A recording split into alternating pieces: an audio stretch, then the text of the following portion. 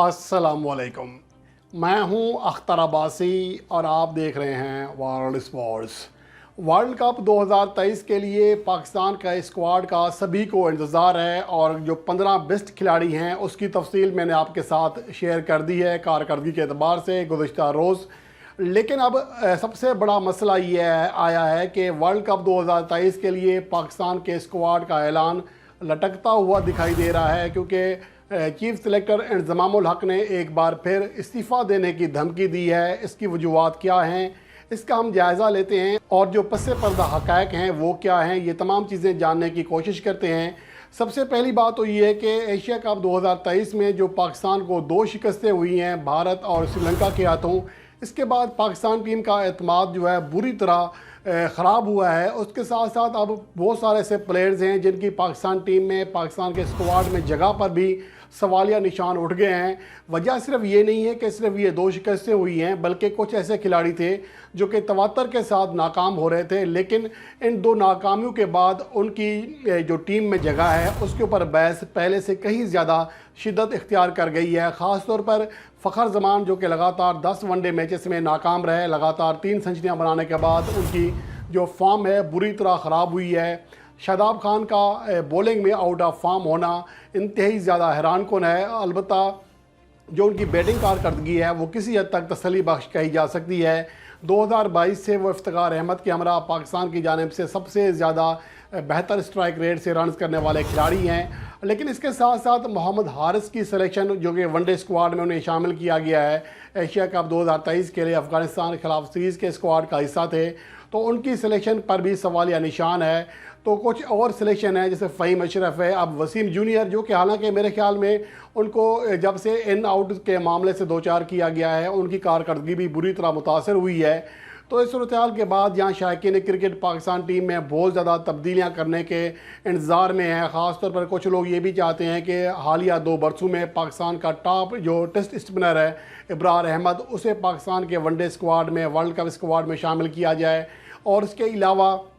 कुछ लोग तवक्को कर रहे हैं कि इमाद वसीम की सिलेक्शन हो जाएगी, जबकि कुछ ये कह रहे हैं कि बतौर wicket keeper Sarfaraz Ahmed Pakistan team में शामिल होना चाहिए मुतबादल विकेट कीपर के तौर पर, जो कि भारतीय कंडीशन में स्पिनर्स के ख़िलाफ़ ज़्यादा बेहतर कारकर्दगी दिखा सकते हैं। तो ओवरऑल ये बहुत सारी चीज़ें हैं जिसका शायकीन क्रिकेट इंतज़ार कर रहे हैं, और उन इंतज़ार तो इस बात का है कि बहुत जल्द पाकिस्तान टीम का ऐलान हो जाएगा। लेकिन जिसने टीम का ऐलान करना है उनके ही बोर्ड के साथ मामलात एक बार फिर बिगड़ गए हैं, और इस बार मामला तनख्वाह का नहीं है। आखिरी बार जो इंज़मामुल हक के साथ मामला था वो ये था कि वो कम से कम 25 लाख माहाना तनख्वाह लेना चाह रहे थे, क्योंकि उनका जो टीवी चैनल के साथ एग्रीमेंट था या पेशावर ज़ल्मी के सदर के तौर पर, तो ओवरऑल उनको नुकसान बहुत ज़्यादा हो रहा था। तो इसलिए उन्होंने कहा था कि उसका अजाला किया जाए, तो मैं ये ज़िम्मेदारी निभाने के लिए तैयार हूँ। अलबत्ता 4 साल का सेंट्रल कॉन्ट्रैक्ट मांगा गया, तो उस हवाले से तो मामला किसी हद तक सेटल हो गए थे। लगभग 2 मिलियन के करीब जो है, यानी कि 20 लाख के करीब उनकी सैलरी तय हुई थी, 3 साल का एग्रीमेंट। लेकिन अब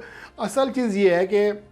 जो एशिया कप में सूरत हाल सामने आई है, बहुत सारे हमारे खिलाड़ी इंजरीज़ का शिकार हुए हैं। तो इसकी वजह से अब इंज़मामुल हक ने ये कहा है कि उन्हें जो हमारे प्लेयर्स गैर मुल्की लीग्स खेलने जाते हैं उन्हें NOC देने का इख्तियार भी इंज़मामुल हक चाहते हैं कि उन्हें दिया जाए, ताकि वही फ़ैसला करें कि किस खिलाड़ी को NOC देना है, किसको नहीं देना। क्योंकि जब बड़ा इवेंट सामने आता है, हमने भी देखा, इस हवाले से बाज़ लोगों ने तनकीद भी की थी कि जब बड़ा इवेंट आ रहा है, एशिया कप आ रहा है, वर्ल्ड कप आ रहा है, तो हमारे तकरीबन तमाम वर्ल्ड कप स्क्वाड के प्लेयर कहीं ना कहीं खेल रहे थे।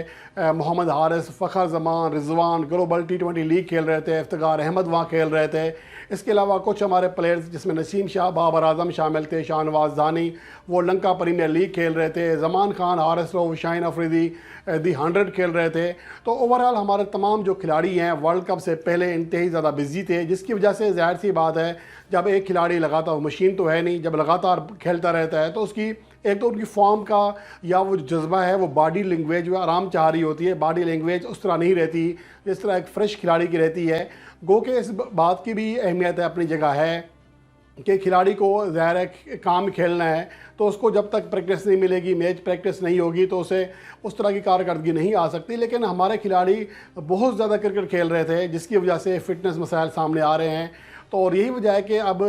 भारत इंग्लैंड के जो साबिक खिलाड़ी हैं وہ ناصر حسین، انہوں نے بھی واضح طور پر کہا ہے کہ پاکستان ٹیم کو ورلڈ کپ 2023 کی فیورٹ ٹیموں میں اسی وقت شمار کیا جا سکتا ہے جب پاکستان کے تمام بولرز فٹ ہوں، اور فٹنس پر ہی انحصار کرے گا، کیونکہ ون ڈے فارمیٹ میں وکٹیں حاصل کرنا بہت زیادہ اہمیت کا حامل ہوتا ہے، اور فاسٹ بولرز ہی اپنی ٹیموں کو جتواتے ہیں یا اسپنرز جتواتے ہیں، اور پاکستان کے جو اسپنرز ہیں موجودہ وقت میں آؤٹ آف فارم ہیں۔ تو اس لیے شاید اب یہی سوچ شاید انضمام الحق کی بھی ہے، وہ یہ چاہتے ہیں کہ جب بڑا ایونٹ ہو تو این او سی جو ہے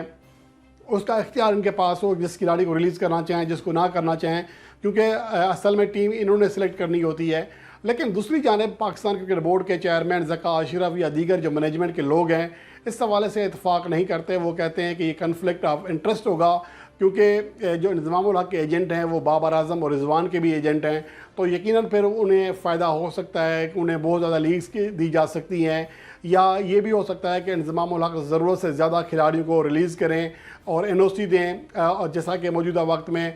جو یو اے لیگ ہے اس میں یہ معاہدہ طے پایا ہے کہ وہاں سے کچھ حصہ پاکستان کرکٹ بورڈ لے گا، تبھی اپنے کھلاڑی ریلیز کر رہے ہیں۔ اعظم خان وہاں کھیل رہے ہیں، شاہین افریدی ہیں، اس کے علاوہ بابر اعظم کے ساتھ ایک بڑا معاہدہ ہونا تھا جو نہیں ہو سکا۔ تو یہ معاملات ہیں جس کی وجہ سے اب انضمام الحق اور پاکستان کرکٹ بورڈ کے درمیان جو معاملات ہیں ایک بار پھر بگڑ گئے ہیں، اور یہ موقع ہے در حقیقت پاکستان کی ورلڈ کپ اسکواڈ سلیکشن کا، کیونکہ بیسٹ سے بیسٹ پلیئر آپ نے سلیکٹ کرنے ہیں اور اسی بنیاد پر ہم اپنی ٹیم سے کارکردگی کی امید کر سکتے ہیں۔ لیکن یہاں پر معاملات یہ ہیں جنہوں نے ٹیم سلیکٹ کرنی ہے ان کے اپنے معاملات اتنے پیچیدہ ہو چکے ہیں کہ وہ اپنے معاملات میں پھنسے ہوئے ہیں، تو یقیناً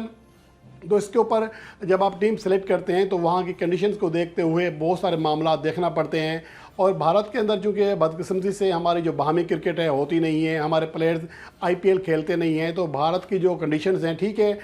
ملتی جلتی ہیں پاکستان کے ساتھ، لیکن اوورآل وہاں کی جو پچز ہیں یہاں کے مقابلے میں زیادہ اسپنرز کو مدد فراہم کرتی ہیں، اور وہاں کی جو کنڈیشنز ہیں میرے خیال میں بالکل سیملر نہیں ہیں۔ حالانکہ جس طرح کہ سری لنکا کا خطہ بھی ایشیا ہی کا حصہ ہے، ہمارے پڑوس میں ہے، لیکن وہاں کی پچز پاکستان سے بالکل مختلف ہیں، تو یہی چیزیں پاکستان کو کسی حد تک نقصان دہ بھی ہو سکتی ہیں، اور اسی چیز کے اوپر کام کرنا ہوتا ہے چیف سلیکٹر نے کہ وہاں کی کنڈیشنز میں کون سے ہمارے کھلاڑی زیادہ کارآمد ثابت ہوں گے اور اسی کی بنیاد پر سلیکشن کرنا ہوتی ہے۔ لیکن موجودہ وقت میں یہ دیکھنے میں آیا ہے کہ انضمام الحق کے جو اپنے معاملات ہیں وہ بھی پاکستان کرکٹ بورڈ کے ساتھ نہیں بن پا رہے۔ اب یہاں سوال یہ پیدا ہوتا ہے کہ فرض کریں انضمام الحق جیسا کہ سنائی دے رہا ہے، جیسا کہ سننے میں آ رہا ہے کہ پاکستان کرکٹ بورڈ کبھی بھی این او سی کی جو اجازت دینے کی جو رائٹس ہیں وہ انضمام الحق کو دینے کے حق میں نہیں ہے۔ فرض کریں ایسا ہوتا ہے اور انضمام الحق بھی اپنی ضد پر اڑے رہتے ہیں تو اور انضمام الحق ریزائن کر دیتے ہیں، تو پھر کیا صورتحال بنے گی؟ اچانک پاکستان کا نیا چیف سلیکٹر کون آئے گا؟ کیونکہ اس کے حوالے سے جن لوگوں سے رابطہ کیا گیا تھا ان لوگوں نے انکار کر دیا تھا۔ محمد حفیظ سے کہا گیا، وہ انہوں نے انکار کیا، مصباح الحق نے انکار کیا، تو پھر صورتحال بڑی عجیب و غریب ہو جائے گی۔ ورلڈ کپ جیسا اہم ایونٹ اوپر ہے اور ہمارے لیے چیف سلیکٹر کا جو سلیکشن ہے وہ بھی ایک امتحان بنی ہوگی، تو یہ چیزیں کسی بھی طرح پاکستان کرکٹ کے لیے سود مند نہیں ہیں، اور خاص طور پر جب پاکستان ٹیم کو اعتماد دینے کی ضرورت ہے، جو گزشتہ 2 میچوں میں ناکامی کے بعد بری طرح ان کا اعتماد خراب ہوا ہے، تو اس موقع پر اس طرح کی چیزیں پاکستان کی ٹیم کے اوپر مزید منفی اثر ڈال سکتی ہیں۔ بہرحال امید ہے کہ انضمام الحق اس صورتحال کو سمجھیں گے اور پاکستان کرکٹ بورڈ بھی اس معاملے کو سمجھے گا اور اس کو ورلڈ کپ کے بعد رکھنا چاہیے۔ ابھی یہ بات ڈسکس نہیں کرنا چاہیے، ابھی سارا فوکس ہونا چاہیے پاکستان کے ورلڈ کپ اسکواڈ کی تشکیل کے اوپر، جس کے بعد ہی یہ چیزیں زیر بحث لائی جا سکتی ہیں۔ کافی ٹائم پڑا ہوتا ہے اور امید کرتے ہیں کہ ایسا ہی ہوگا اور انضمام الحق ریزائن نہیں کریں گے اور اچھی ٹیم سلیکٹ کر کے دیں گے، کیونکہ ان کے اندر بہرحال ایبلٹی ہے، بھارت میں کھیلنے کا وسیع تجربہ رکھتے ہیں، تو امید ہے کہ وہ ایک بہترین ٹیم سلیکٹ کریں گے۔